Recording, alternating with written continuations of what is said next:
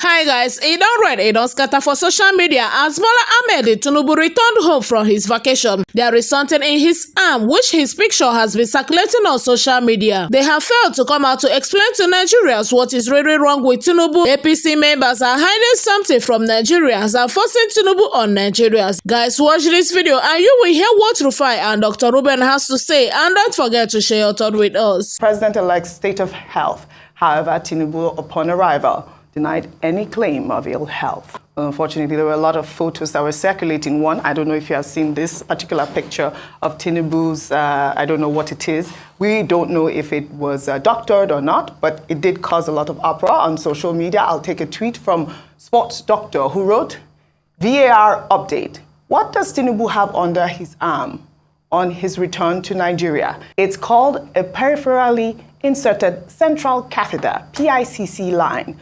What is it used for? Should we be worried? I'll explain. Well, he went further to explain what it is. He's saying that it is a line which is used for, inserting liquid and all of that.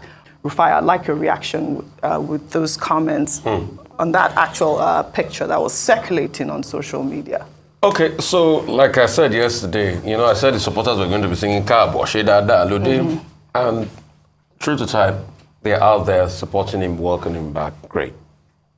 He's got a lot of problems ahead of him, issues that he needs to solve.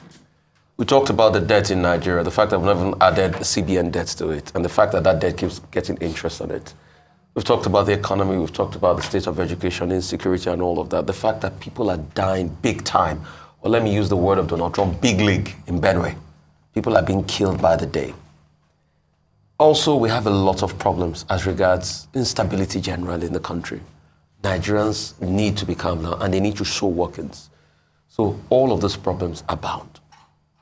But also concerning that picture, I have not been able to forensically verify.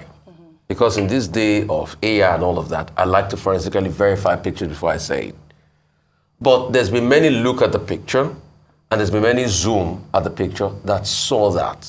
In fact, specifically, I think a certain newspaper put the same picture they took online, and when I zoomed into that, I saw it.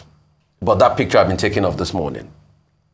Secondly, there is no qualms about people feeling unwell or anything, but he has not come out to say he's feeling unwell. Truth has to be told. It's just in the interest of public accountability. Because he is state property now, and a lot of Nigerians are saying when there are discrepancies, come out with a statement about your health. It's as simple as that.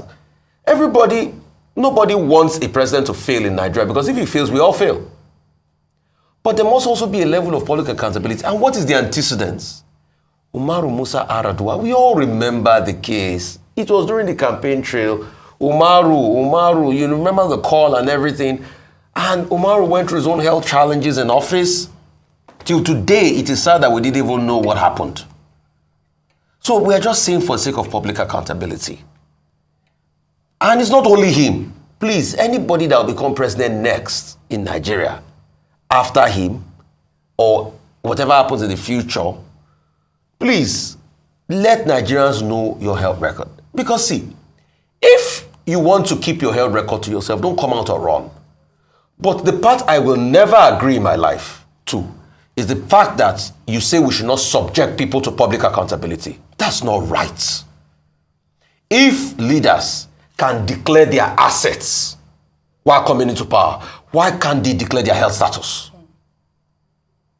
Because before he's sworn in, he has to do asset declaration. I mean, not be so. So it is also great so that Nigerians should know what they are dealing with. See, anybody, I've talked about even a former American president that was on a wheelchair and was one of the most effective American presidents, and he won a third term. Franklin Delano Roosevelt. So there's no big deal, but at least let people know, but the whole America knew Roosevelt had polio. It's just accountability we are calling for. Simple. That's my point on this. All right, Dr. Bati, your thoughts on that picture? Okay, well, first, let's join others in welcoming him back. Unfortunately, the Nigerian Constitution does not state that you must declare your health status. What it says, it talks about incapacitation. And the Constitution is very clear in that regard. So whether as president or president-elect, if you are not incapacitated, if you are not mentally unfit, and if you've not been convicted, you can be president of Nigeria. Maybe in the future, we'll take a look at that. But from a moral perspective, yes, we can insist that the people indeed have the right to know. They should know what they are signing themselves into, particularly given our recent history. We had Umaru Musa Yaradua, who were told he was fit, but he died in office.